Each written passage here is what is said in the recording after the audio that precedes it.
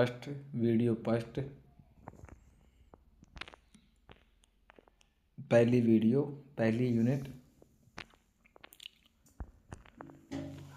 Introduction पढ़ते हैं। मानव संरचना विज्ञान जीव विज्ञान जिसके अंतर्गत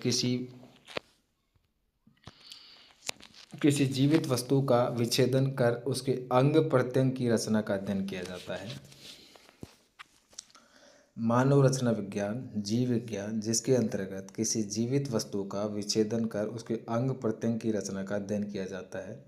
सर्वप्रथम एस्ट्रोलाइट नामक एक वैज्ञानिक ने एनाटॉमी शब्द का उपयोग किया था जो ग्रीक भाषा में लिया गया है जिसका अर्थ है कटिंग ऑफ।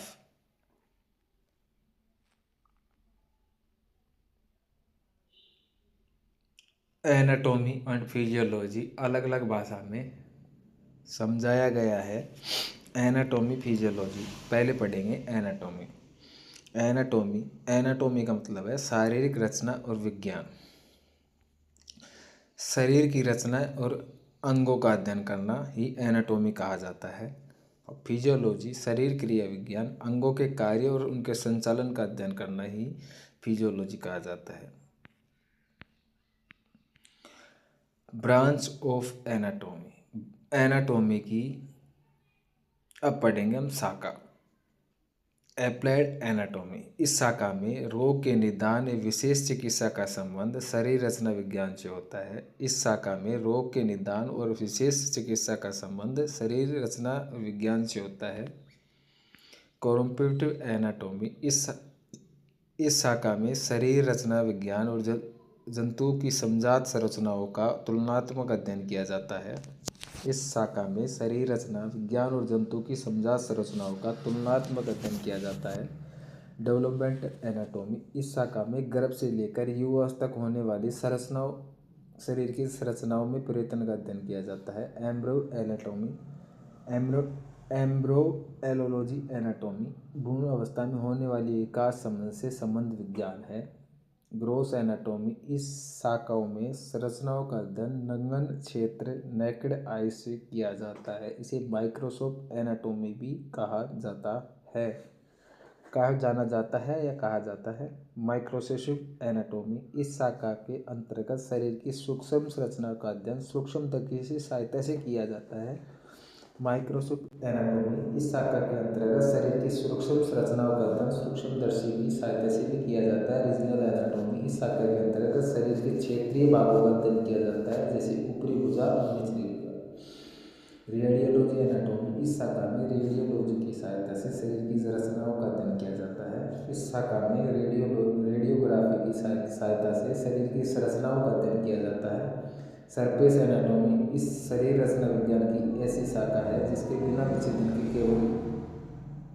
केवल देखकर ही शरीर की बाहरी विशेषताओं का अध्ययन किया जाता है। शरीर की रचना के स्तर लेवल ऑफ ऑर्गेनाइजेशन शरीर की संरचना के स्तर रासायनिक स्तर कोशिकीय स्तर उत्तक स्तर अंग स्तर तंत्र स्तर जीव स्तर।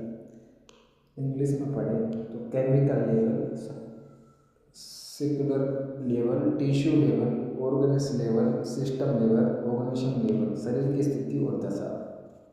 बॉडी पोजीशन और डायरेक्शन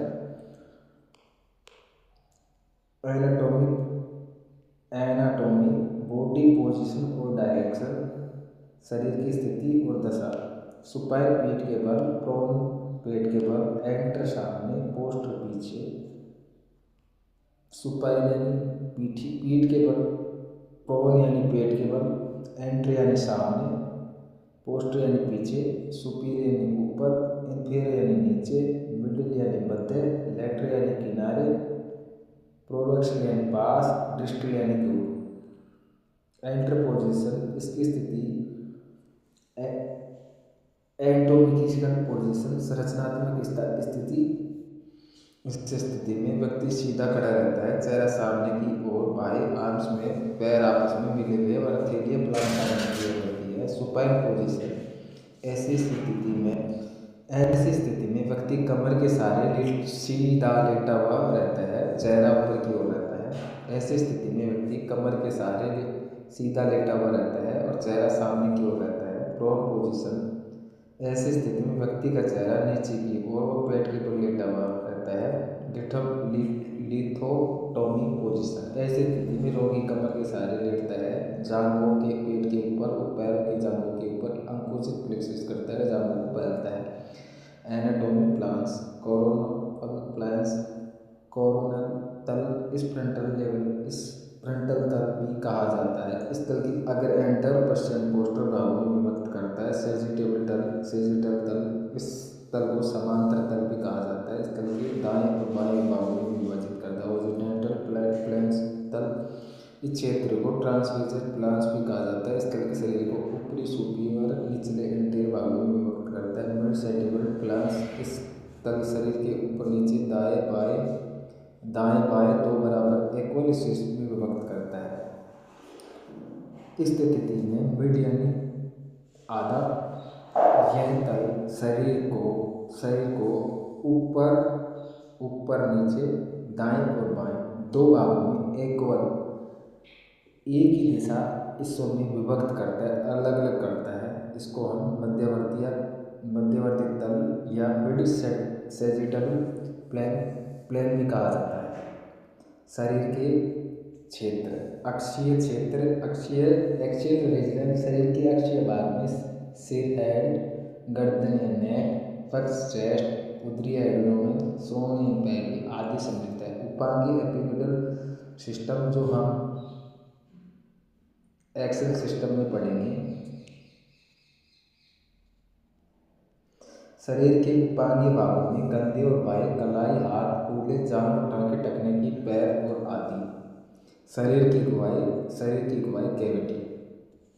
इसका इंट्रोडक्शन पढ़ते हैं। शरीर के किसी अंग में स्थिति और खाली स्थान होल स्पेस गुहा कैविटी कहलाती है। एक होल स्पेस और कैविटी और ऑर्गन्स काज कैविटी। शरीर किसी अंग में स्थिति खाली स्थान होल स्पेस या गुहा कहलाती है। महत्व इंपोर्टेंस गुहा शरीर के आंतरिक अंगों को सुरक्षा प्रदान करती है। इंटरनल ऑर्गन गुहा शरीर के आंतरिक इंटरनल को सुरक्षा प्रदान करती है। Homeostasis abdominal pelvic cavity. The word homeostasis come the Greek word homo which means similar and statics which the means stable. किसी जीव को ऐसी प्रवृत्ति है जिसके अंतर्गत आंतरिक वातावरण को स्थिर रखने के लिए आवश्यक है, अर्थात होमोसिस्टिस जीव की आंतरिक वातावरण को नियंत्रित करता है। शरीर का प्रत्येक कोशिका स्थिति बनाए रखने के लिए योगदान करता है। समस्थिति को बनाए रखने के लिए कई रासायनिक हार्मोन, थर्मल और यांत्रिक कारक और सहायक साथ मिलकर कार्य करते हैं। रेस्टिसेस कोरोनल सेंटर एपिपेटल होमोसिस। धन्यवाद। आपको यह वीडियो कैसा पसंद आया? अगर आपको यह वीडियो अच्छा लगे कमेंट करें, लाइक करें, शेयर करें, सब्सक्राइब करें और बेल आइकन को प्रेस करें। जल्दी आपको मिलते हैं नई वीडियो में, सेकंड पार्ट माइक्रोबायोलॉजी। धन्यवाद।